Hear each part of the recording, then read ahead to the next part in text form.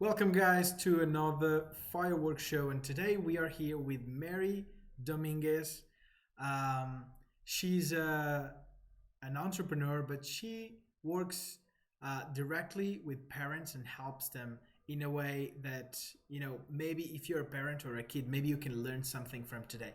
Because today we're going to talk about the power of red, and you're going to learn how to lead um, your kids by influence and improve your quality of life. So, Mary, thank you so much for accepting my invitation to be here today. And yeah, so it's so good to have you here. Thank you for coming. Yes, I'm honored. Thank you so much for having me. Thank you, Yeah. Adam, for that.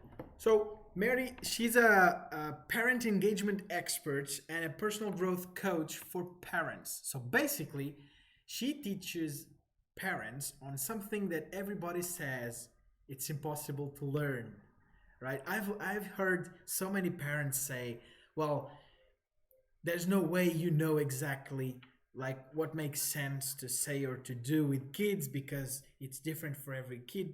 And so we'll get onto that, but I just want to tell you that this is a topic that is very important for me. I really like to talk about this, and I don't really know anyone better than you to talk about this. So again, thank you for coming.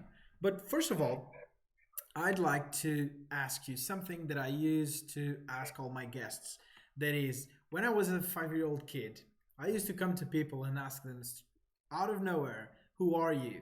So if I would come to you as a 5-year-old kid today and ask you, "Hey, Mary, who are you?" How would you say? What would you answer? Well, great question for a 5-year-old. Keep it simple terms, layman's terms. Well, I am Mary, and as you mentioned, the parent engagement expert. What is that? I teach parents and your parents how to connect, how to really understand you, and get along. Just creating this happy environment at home. Okay. And like tell me about a bit more about your project. Like what are you building? What are you doing right now? What's happening in terms of like how are you actively helping those parents? What are you doing to help them get there? Well, there are different ways that I actually help the parents and that I'm able to help the parents. First of all, I'll just start by saying that I'm a former teacher, well, still a teacher, but as far as the school system, I was a teacher for 24 years. And within my time teaching, I got to work with a lot of students, especially at the middle school and high school age, which is predominantly the group that I work with, parents with the middle and high school Uh-huh. kids, because I know that this is a time where they're evolving their self identity. They're trying to, as they say, quote unquote, find themselves.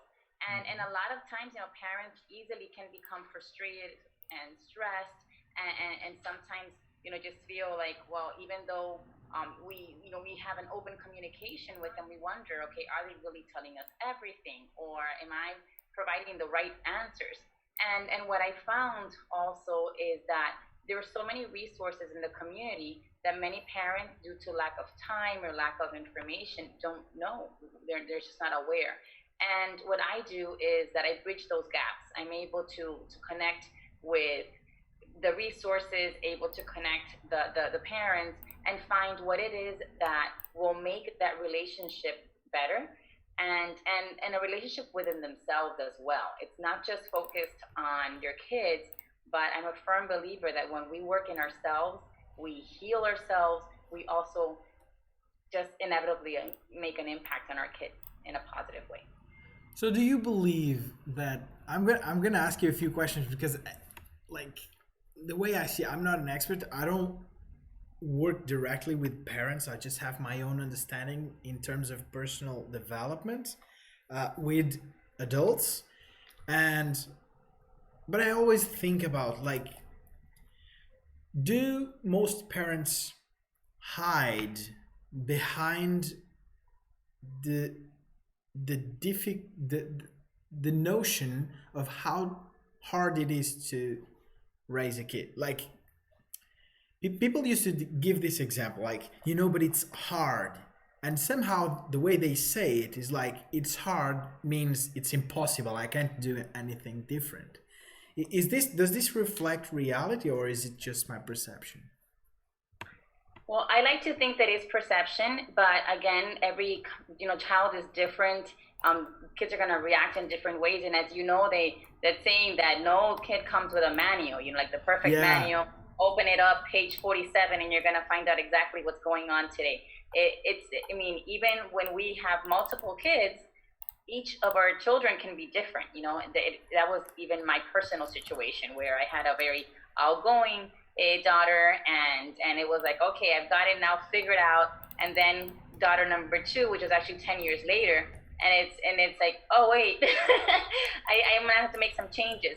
And obviously also social pressures contribute with how we're going to react to certain things, because maybe deep down we want to act a certain way or say something, but we're thinking, okay, well, the other parent, what is the other parent doing? Or these other people are doing this, and I want to be cool, so let me do this instead. So there are so many factors that will contribute to how we're going to act as a parent. And also the things that I find with, like you said, about being hard, is we're actually hard on ourselves. In many cases, I work with parents who they're beating themselves up, and many, they're going through this silent mode of, oh, it's just, you don't understand. It's just, and they really don't allow for that Yeah. understanding, because it's almost like they're drowning, and they don't want to admit to that, because they'll feel guilty. They feel like they did something wrong. So I like to tell parents, you're not doing anything wrong. We're probably just gonna, like you said, perspective. Let's change perspective, and let's see what we could do different. That's It pretty makes much. sense what you're saying, because, like, there's no way we can know what's right or wrong, but what we can know is probably what delivers or produces the best outcome, right? Not even result, it's the best outcome, right? So Absolutely. is it a matter of choosing if you want your kid to be? The other day I watched this. I don't know if you were the one who posted something, but it was like, it was an article, a blog post or something, talking how parents want raise their kids as if they were bonsais, and they keep chopping them on the points until they look like kind of perfect to the parents, but in the end the kid doesn't feel that way. Right. How can we actually change the approach, like, because right now it seems like for the majority of people like a snowball, like, right? Things are happening and they're reacting to everything that happens. And how can they take control, uh, like, with awareness of their parenting? Well, that's a very interesting question, and that's really what I'm passionate about in working with, because I think that one of the main things, I mean, step number one is creating that awareness. Is why are we doing the certain things that we do, and even the expectations that we're setting, what is that based on? Many times, it could be your personal expectations, because how we were parented, and the way that what our parents required from us, and if it worked for us, then we're like, okay, perfect, this is exactly how things should be. Yeah. And even if it didn't work for us, then we figure, oh, it's got to be totally the opposite of what they did, because that didn't work. So we're constantly evaluating our past in order to determine the future, in order to determine, well, for it to happen, to work differently. I constantly hear things like, well, I want my kids to have a better life than I do, or I want them to not have to go through the things I went through. Yeah. And that is a perception. That is something based on, you are perhaps overprotecting your kids in order for them not to make, quote unquote, the mistakes. And I always see mistakes as must takes. Those are lessons that we learn from. And many times as parents, we also have to be okay with allowing our kids to experience these, mistakes as well, because those will be their lessons. But in this time and age, very often we have parents that they go from one extreme to the next, where they go from overprotection, where I want to make sure my kid never falls, I want to make sure my kid just doesn't hurt, doesn't go through any situations that are going to affect their well-being and happiness, to the other extreme when if that's not working, it's like, well, I don't know, they'll figure it out and I can't do anything else. And they often give up. And I think this is why we have in this society, the kids that are looking for affection, they're looking for acceptance and belonging outside of their home. If they make choices that are what we would call and consider poor choices, because they figure no one gets me at home, eh, everything I do is wrong, Yeah. and my friends do get me, and that's where that whole system and the dynamics at home are broken. So this is where, yeah, I feel and that I come and in. and that usually happens in that so difficult age, right? Between Yeah, like 12 or until 15 or 16, something like that, right? correct, correct. And I explain. I mean, there is a scientific explanation to this, so it's not like something that all of a sudden, parents started doing wrong, or all of a sudden somebody just completely instigated this kid to change. I mean, where our frontal lobe, this area right here is the last, part that starts developing. And when this part's developing, then we're gonna internalize a lot more what's around us, those things, those emotions. Where you have kids that when they're younger, like they fall and maybe they'll cry for a few minutes if it hurt, and they'll do it again because it's like, okay, no big deal. But Yeah. then as they grow older, now they're connecting that experience to the outcome. And now it's like, okay, I never want to do that again because I know this will happen to me. And we have to break away from that, because just because it happened once doesn't mean it'll happen again that way. Yeah. This is where I feel that the parents can really make a difference, because as we grow, and we enter from that adolescence to adulthood, then if we've taken those stories and we have engraved them in, then we're gonna pass on those stories Yeah. to our children, and that's where we go back. It's like a snowball effect. This is where we start reliving many of our situations. Yeah. And you know, our some of the gifts we have are created or generated based on our experiences since we are kids, right? But one thing I've been reflecting is like when we're kids, there was someone a few years ago that told me the people that go through the most difficult hardships are the ones that grow the best gifts or potential. Do you agree with that, or is just a mess a mess that was created by the parents or the educational environment, and the human being has to overcome that, and by doing that he has to to to develop insane abilities and skills. I'm just remembering like for example, the story of Tony Robbins, for example, like what his mom used to do to him, right? That's wrong, but at the same time it creates an opportunity for tremendous potential, right? Right. Well, I think that for every person, the situations are unique. I mean, I strongly believe that everyone, serves a purpose when we come here on Earth, and sometimes, depending on, you might learn your lesson early and discover what that is. So once that's done, it's almost like, okay, I know exactly what I want to do, and Yeah. things just kind of work for you. And other times, it's almost like you keep missing the mark, so you'll continue to get other kinds of lessons to kind of take you on that path. And and and I feel that with parents, and this is why I'm so passionate in working with the parents, because I believe that not only are we supporting the parents, but also through that we get to inspire that young one that who we love so much, Yeah. and we're educating them through our own, through modeling. And sometimes, I mean, I remember growing up to the saying of, do as I say, not as I do. And it didn't really make sense. I'm like, okay, well, why are you telling me not to do this and you're doing it? Yeah. So then it was like setting me up to have to now go through my own lessons because it's not matching. I'm like, okay, you're telling me not to do that, but why?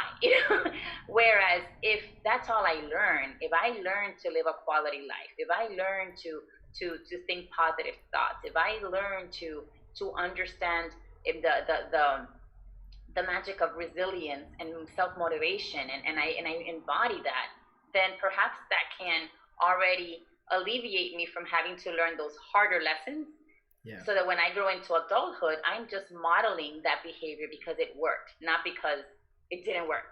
Yeah. If it makes sense. It makes perfect sense. I'm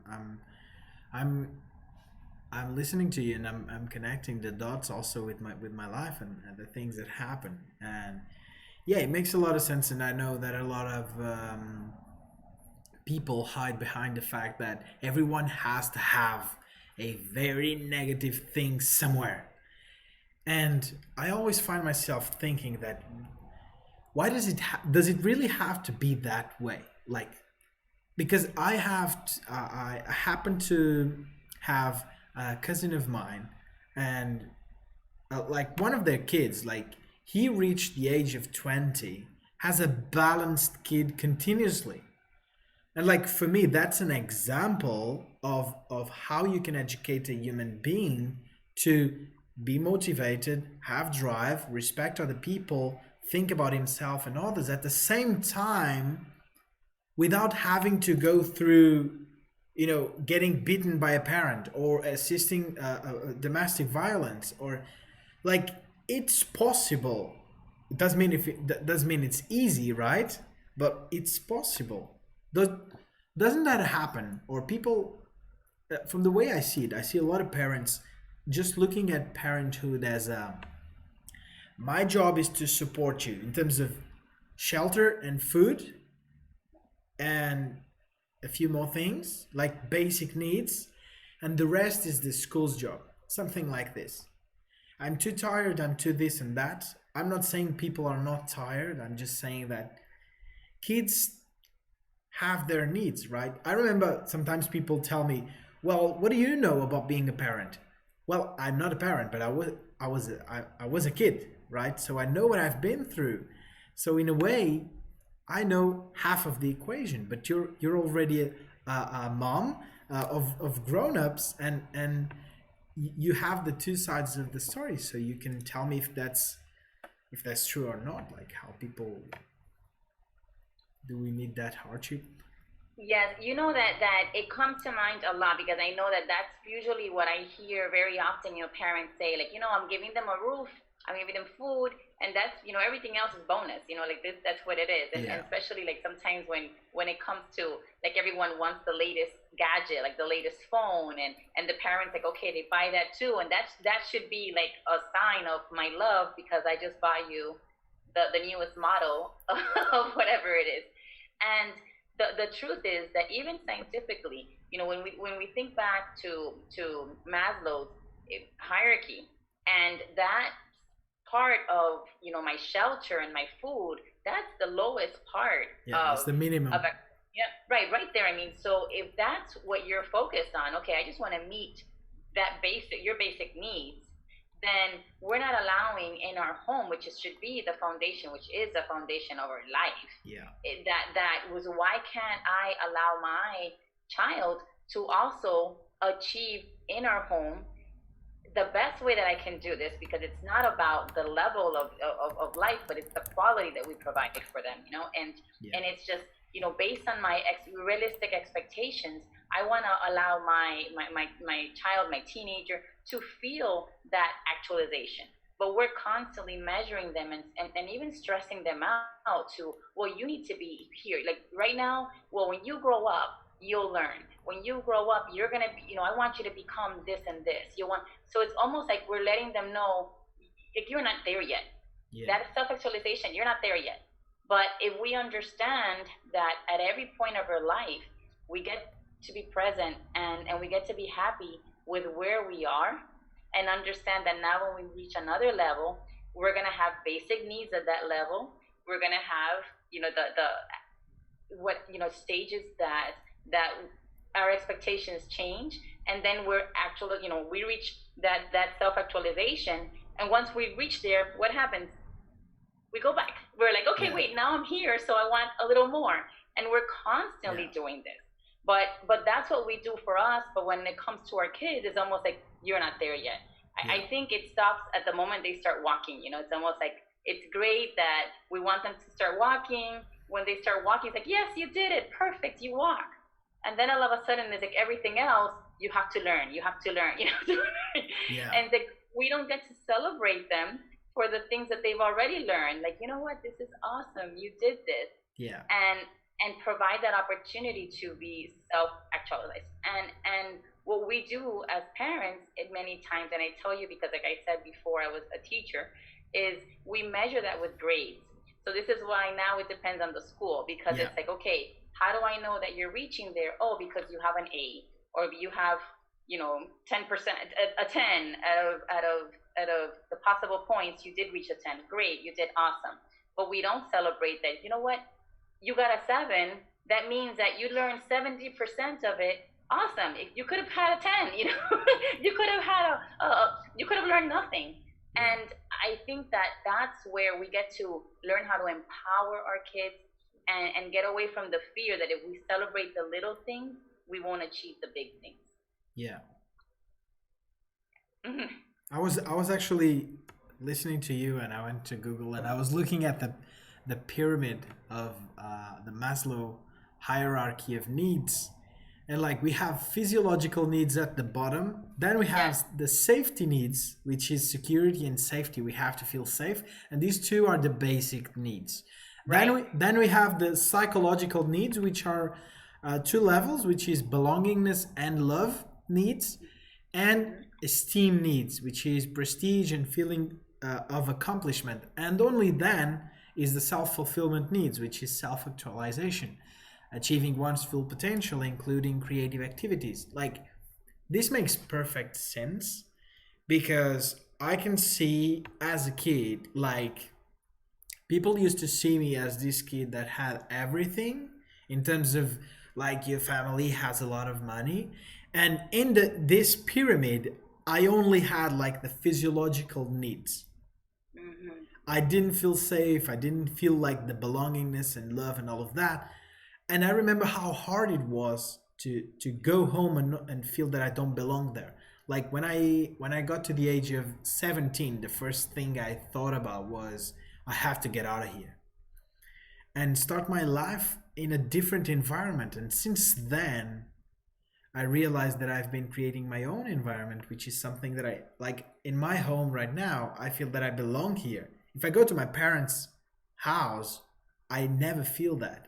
And I don't remember feeling that. So I'm just giving my example here, but there's a lot of kids with different examples and different things happening to them. And I mean, if people ask me, like, if I believe that my parents could have made just a little effort to make it different, I believe it would make the entire difference to me. Just a small effort to make sure about what I was feeling as a kid, how was I processing things? Because it doesn't matter if the parent thinks everything's fine. If the kid doesn't think like, right? Right. Yeah. Yes.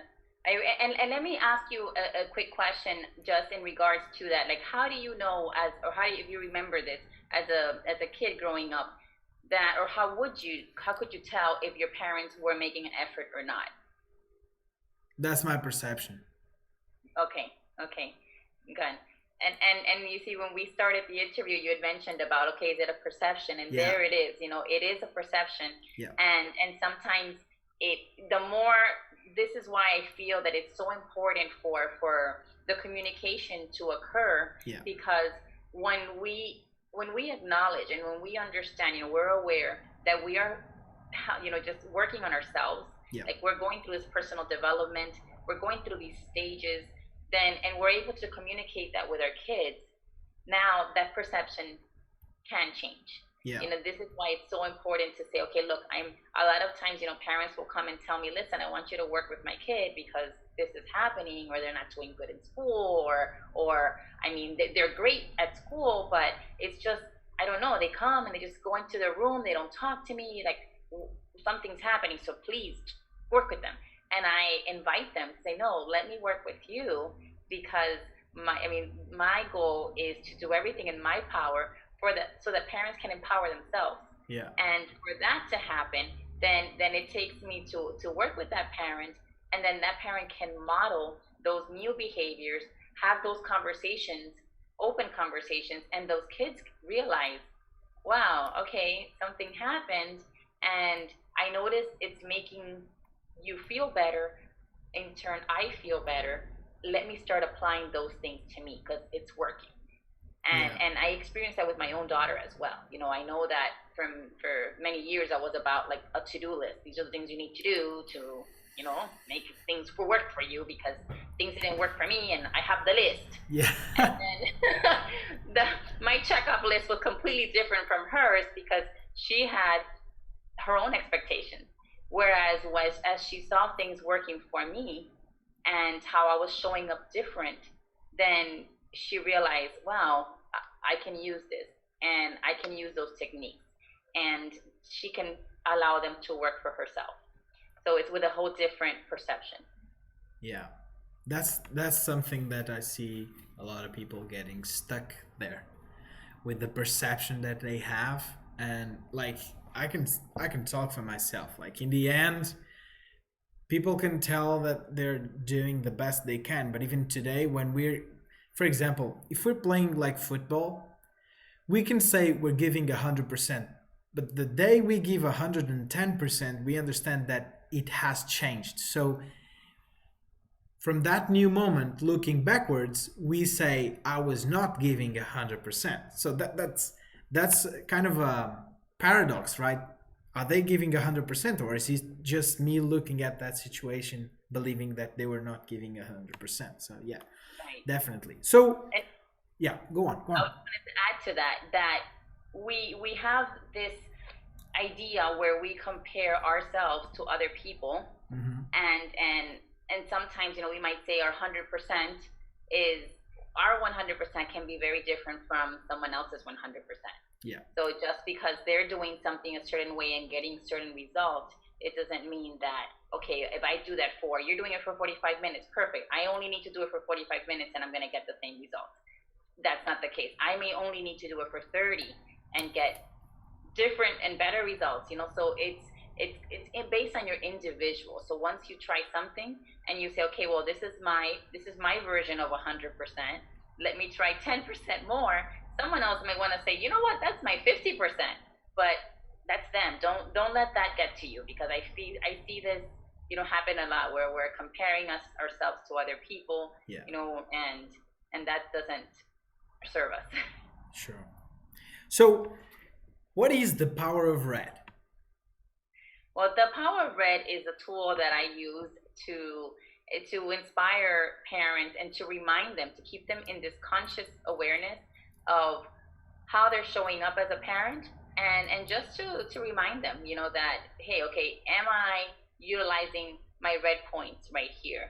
So I like to bring up, the power of red, and allow them to just think a little bit about, okay, how am I modeling this each of these points, and if they're and be really honest with themselves, not necessarily to feel guilty, to shame them at all, to judge them. It's just a matter of, okay, self-awareness.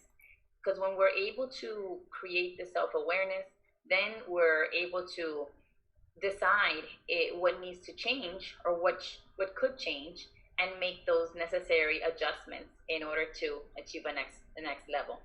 Before I go into that, I wanted to go back when you mentioned the hierarchy, and number three is acceptance. So as you're going up, acceptance, belonging. If we're staying here where we're meeting those basic needs, a lot of teenagers don't feel accepted, and that's huge. Yeah. Which also brings me to the point of, as a parent or as a human being, how accepting are you of yourself? So when your kids are feeling this way, then in introspect, we can be very honest to say, okay, how accepting am I of where I am right now in my life? How accomplished do I feel? How good am I to myself? Am I being giving myself self care? It's just self love. Like this is so important because many times we depend on outside sources and we don't provide the opportunity for to give that to us to ourselves when we're able to really belong to oneself, then it becomes so much easier to also accept others, and it's really just amazing. So I wanted just to, before I get into the red, understand that it begins with that self-awareness, that self just deciding that you're willing to make the adjustments that are necessary to live that quality life that you deserve. Yeah, makes perfect sense. So, are you ready for the red? Yes, super ready. Super ready. Okay, so the R, it's an acronym. So the R stands for respect, and respect for me is huge. I know when I grew up, my background is from Colombia, so my parents are Colombian, and respect was very big in my house. But with time and really just exploring this word and doing all this research and I find that it's not, respect is not that fear based of I need to respect you because I'm gonna get a beating if I don't. Respect is really being in consciousness that we are presenting a way that we are present. It sounds like a double word there. How we're present, we are willing to listen.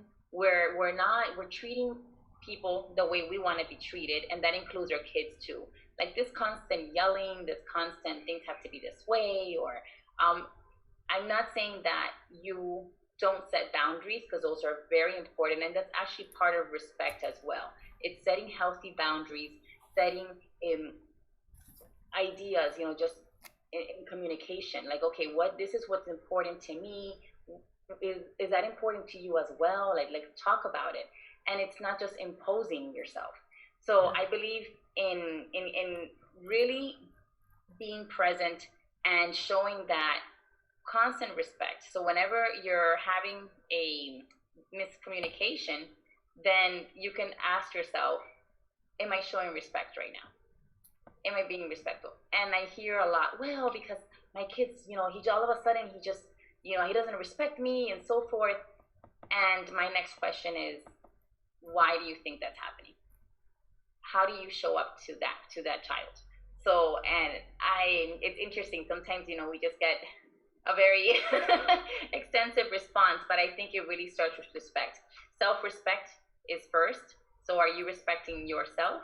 Are you respecting the decisions that you made to yourself, your commitments?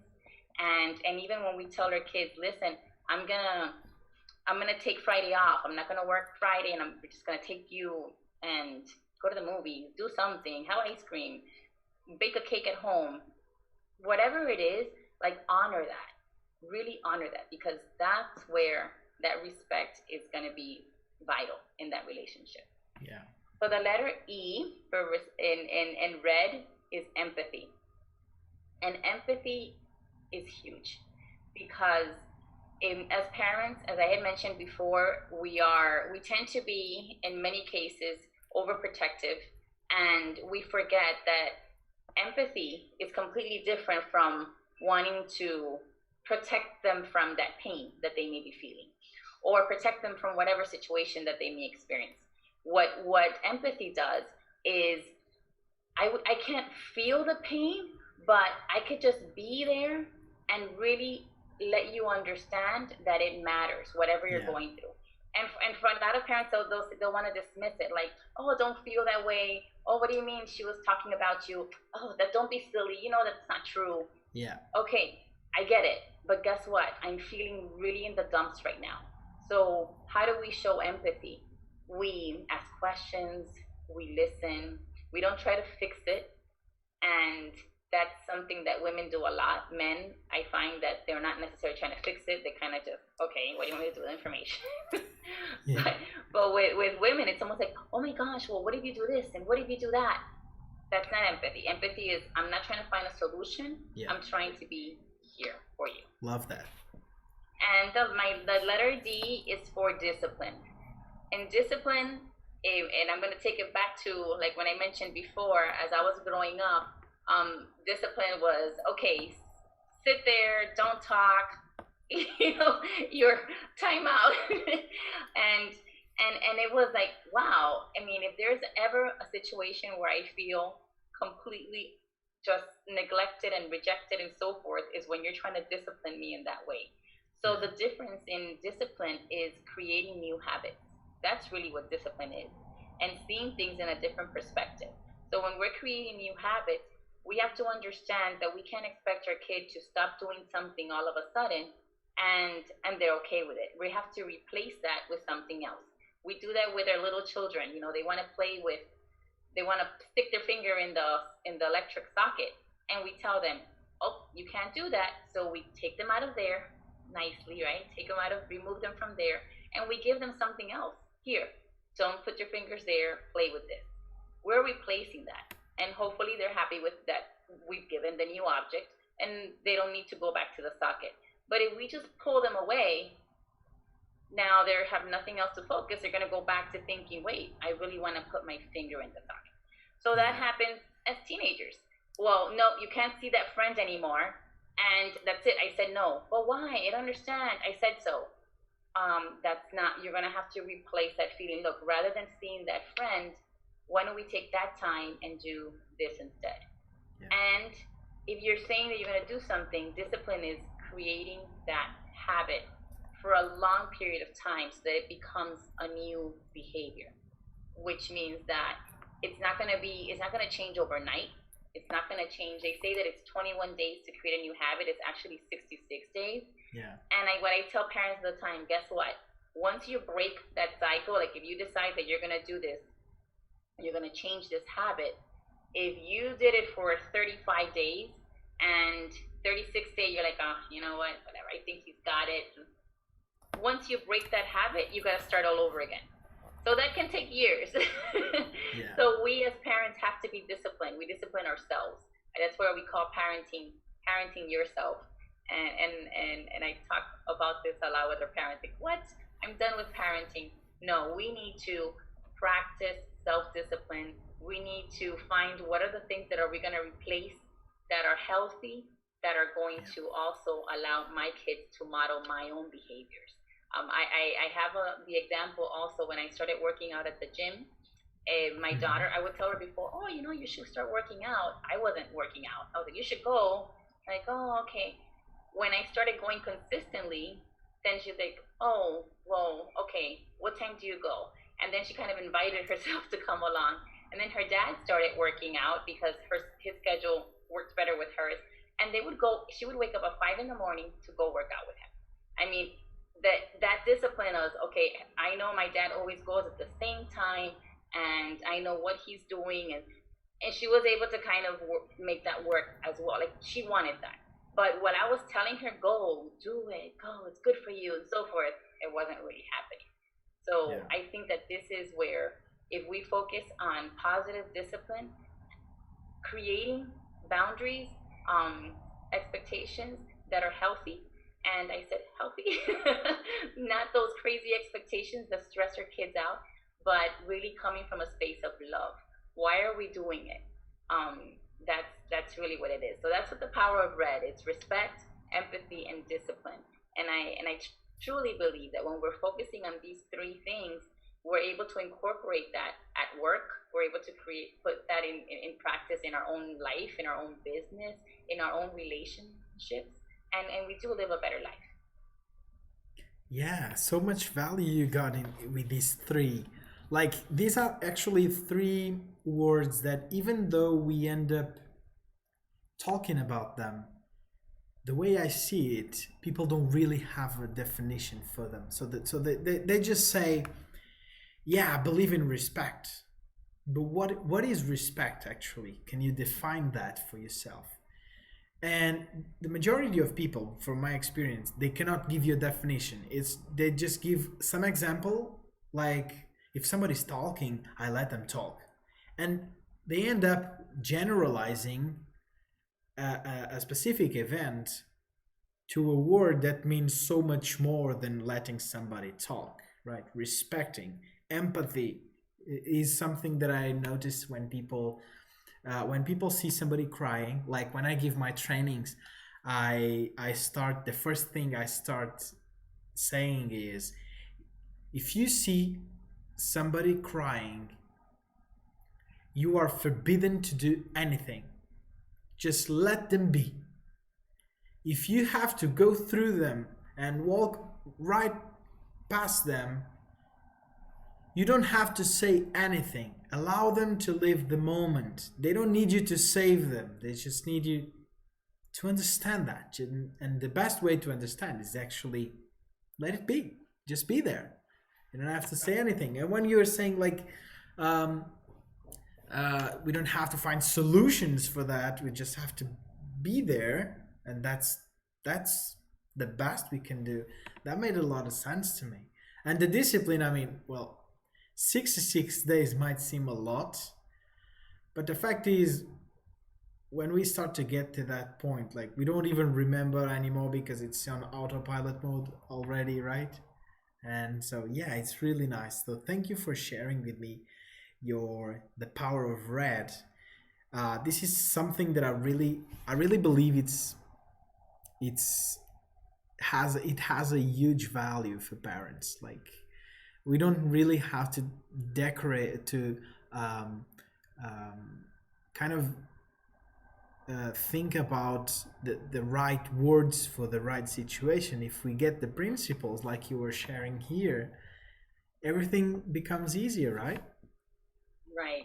And I think that sometimes, perhaps sometimes easy is overused, but it's definitely simple because sometimes Yeah. people, they run away when they feel, oh my gosh, it's complicated, it's hard. It goes, okay, that what you mentioned before, but it's like, well, hard is a perception as well. And we just have to know that, okay, am I applying that simple rule? And what I, tell my parents is when the parents that I work with, is that let's just go through the process and see, are we showing red, and even with our own goals, because I believe that we Yeah. always have an opportunity for growth. We always have an opportunity to just continue to inspire our kids through our own development. And sometimes we think that, okay, well, I already went to school, I already got my education, this is what I do, and I'm in my comfort zone. And then we also hear other people say, well, no, get out of your comfort zone. And coincidentally, recently I was listening to someone who talked about, even that, your own comfort zone, and get out of it. I'm like, well, why would they get out if they're comfortable? And really, we make that comfort zone bigger because it's about, we still want to feel the sense of safety, the sense of comfort, Yeah. but understanding that if we make it bigger, then we're able to provide more, to achieve more, and perhaps even, who knows, just make our purpose even greater. I truly believe that we're beings of learning every day. When we stop learning, we start living. So that's Yeah. Thank you so much for your sharing. Like, you're always this. There might be people as thinking if is Mary always like this? Like she's always like this. I've known Mary. We've talked a few times, and you're very lovely. Like I really enjoy the way you talk about these topics, which seem to be very um, like something that people get engaged very easily and they get into the defensive mode, and you have such a easygoing way of bringing the topic to the table and allowing people, like bringing a new perspective with such ease and with your red on point. So I really admire that in you. Thank you so much.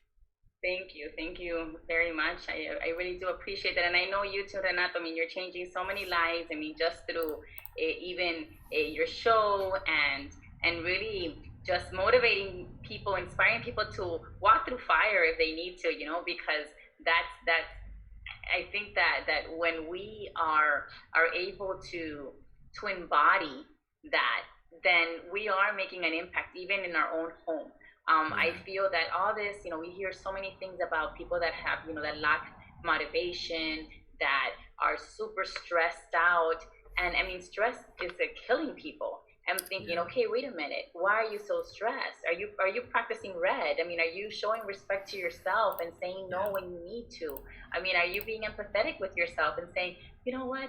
Honestly, right now, I really need to rest and take this time because I deserve it. I really, and it's okay, even from your kids, look, sweetheart, I really need these 30 minutes. I need to take a nap for a few minutes. It's okay. And they'll respect that too, because it's not like you go and lock yourself in the room, but it's like, this is, I'm creating this safe space for myself. And then the whole D, like creating something that's valuable to you and that you're gonna stick to it, just no matter what. And that, I think, if you can incorporate that everywhere, then you can definitely live a life that brings more smiles. That's how I Yes. feel. Yes. So thank you so much for coming, Mary. Guys, if you have any question about this topic, I bet that if you're a parent or a kid, I mean, or anyone, you probably have a few questions. So feel free to reach out to Mary's social media links and all, or leave your questions on the comments below of this video. I will be adding the social media links to the description of this video so you can see what Mary is doing, what programs does she have, and how can they serve you. So thank you so much, Mary, for accepting again my invitation today. Thank you so much. Perfect. Well, thank you so much for having me. I know you're going to share the links, but I Yeah. just wanted to add that with parenting, it's parent and the word teen, like teenager, parenting, tied at the T, because we believe in that total connection between parents and teen, parenting moments. Thank That you, Renato, and wishing you all the best. Awesome. Guys, this was another fireworks show with amounts, with value on a different topic today about parenting and being a teenager and how to educate kids. And maybe this that Mary shared with us today, maybe it can help you in your life to actually influence the way you're guiding your business, your passion, your purpose, and all of that, and even your family. So stay tuned for the future shows because there's always a new a new guest coming to the show. So stay tuned if you want to grow as a human being. See you soon.